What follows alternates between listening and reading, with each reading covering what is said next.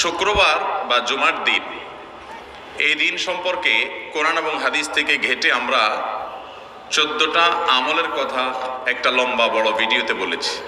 আজকে সেখান থেকে আমি সংক্ষেপ করে এই 14টার মধ্যে আবার অতি গুরুত্বপূর্ণ 5টা আমলের কথা বলবো ইনশাআল্লাহ।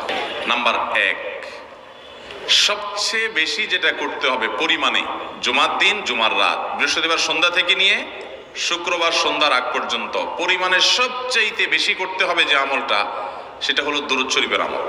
নবী করিম সাল্লাল্লাহু আলাইহি ওয়াসাল্লাম বলেছেন, আকসিরু আলাইয়া মিনাস সালাতি মিন ইয়াউমিল জুমআতি ওয়া লাইলাতিল জুমআহ, তোমরা জুমার দিন এবং জুমার রাতে আমার প্রতি বেশি বেশি দুরূদ পাঠ করবে, দুরূদ প্রেরণ করবে। ফাইন্না সালাতাকুম মারুদাতুন আলাই, কারণ তোমরা যে দুরূদ পাঠ করো এটা আমার কাছে পেশ করেন আল্লাহর ফেরেশতারা, এবং রীতিমতো নামধাম সহকারে আল্লাহর একদল ফেরেশতা নিয়োজিত আছে। তারা বলেন, আল্লাহ, হে আল্লাহ রাসূল, আপনার অমুক উম্মত, অমুক অনুসারী, আল্লাহর অমুক বান্দা পৃথিবীর অমুক প্রান্ত থেকে, অমুক দেশ থেকে, অমুকের সন্তান, সে আপনার প্রতি দুরূদ পেশ করেছে জুমার দিনে, জুমার রাতে বা অন্য সময়ে। এটা নবী করিম সাল্লাল্লাহু আলাইহি ওয়াসাল্লামের কাছে রিপোর্ট দেওয়া হয় আল্লাহর নিযুক্ত ফেরেশতাদের মাধ্যমে।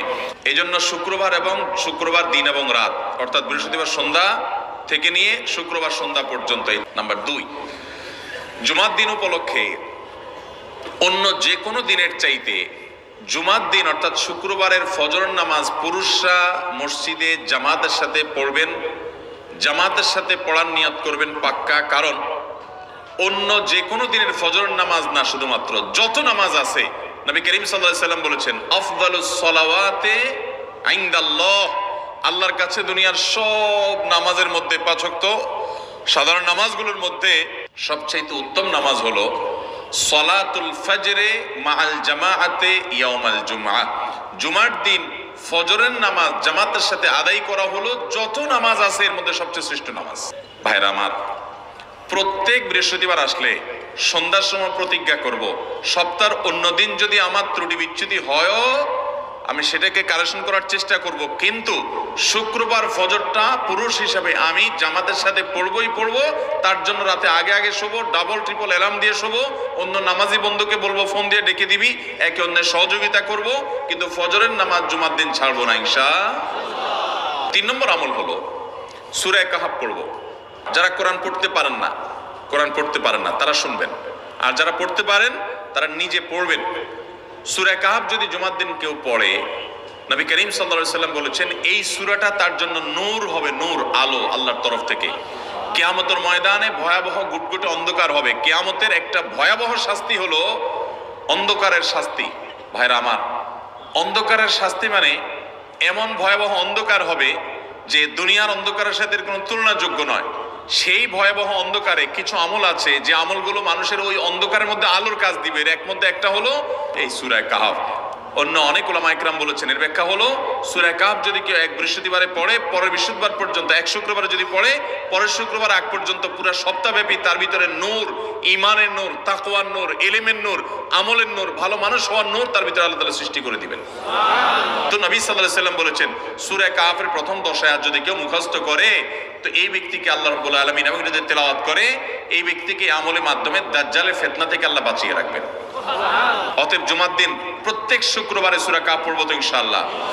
4 নম্বর আমল হলো, দুনিয়াতে যত ফজিলতপূর্ণ আমল আছে এর মধ্যে সবচেয়ে বেশি ফজিলতপূর্ণ আমল এটা।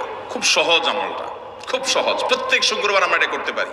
জুমার দিন আগে ঘুম থেকে উঠে উত্তম রূপে গোসল করে মসজিদে আগে আগে গিয়ে পায়ে হেঁটে গিয়ে সামনে ইমাম সাহেবের কাছাকাছি গিয়ে বসা, অনর্থক কথা কাজ না করা, তেলাওয়াত জিকির আজকারের মাশগুল থেকে নামাজটা পড়ে বের হয়ে আসা, এই কাজ, এই কয়েকটা কাজ যদি করে তাহলে কাজ কয়টা হলো? আগে আগে ঘুম থেকে উঠা, ওই যে ফজর নামাজ জামাতের সাথে পড়া ইত্যাদি, গোসল করা উত্তম রূপে, আর পায়ে হেঁটে মসজিদে যাওয়া, বাহনে না চড়া। 4 নম্বর হলো ইমামের কাছাকাছি গিয়ে বসা, কোনো অনর্থক কাজ না করা।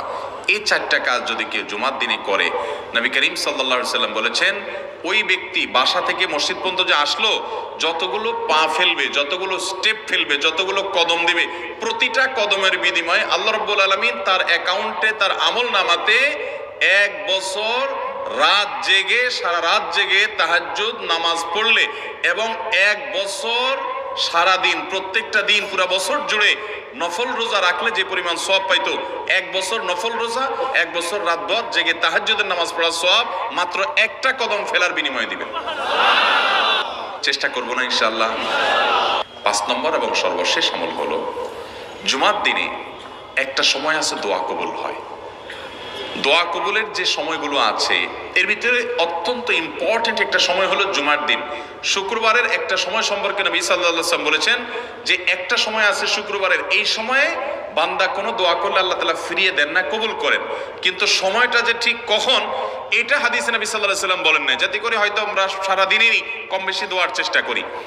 এই বিষয়ে মুহাদ্দিসগণ, হাদিস বিশ্লেষকগণ, পণ্ডিত ওলামায়ে কেরামগণ হাদিসের বিভিন্ন আকার ইঙ্গিতকে গবেষণা করে অ্যানালাইসিস করে এক একজন এক এক সময়ের কথা বলেছেন। তবে বেশিরভাগ ইমাম, বেশিরভাগ পণ্ডিত ওলামায়ে কেরাম, বেশিরভাগ আপনার ইসলামিক স্কলারগণের বক্তব্য হলো যে এই সময়টা হলো জুমার দিনের শেষ প্রহর, আসরের পর থেকে নিয়ে সূর্য ওঠার আগ পর্যন্ত এই সময়টা।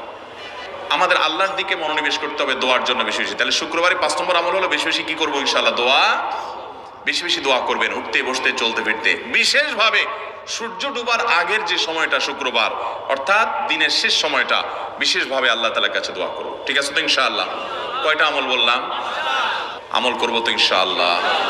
মনে থাকবো তো ইনশাআল্লাহ? আমরা প্রয়োজনে বাসায় গিয়ে একটা কাগজে নোট করে ফেলবো, লিখে ফেলবো, লিখে এরপরে ওয়ালে টাঙ্গায় দিবেন বাসায় যে জুমার দিন এই 5 কাজ আমি ছাড়বো না।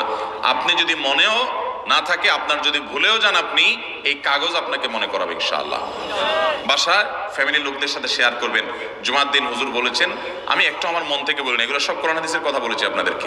কোরআন হাদিসের আলোকে 5টা আমলের কথা বলেছেন, বিশেষভাবে জুমার দিন আমি 5টা আমল করবই করব। ভাইরা আমার, প্রত্যেক জুমার দিন যদি আপনি একটু ইমানের রিচার্জ করেন, ইনশাআল্লাহ সারা সপ্তাহ আপনার জন্য সেটা উপকারে আসবে। চেষ্টা করবো তো ইনশাআল্লাহ? আল্লাহ তাআলা এই আমলগুলো আমাকে আপনাকে আমাদের সবাইকে করার তৌফিক দান করুন।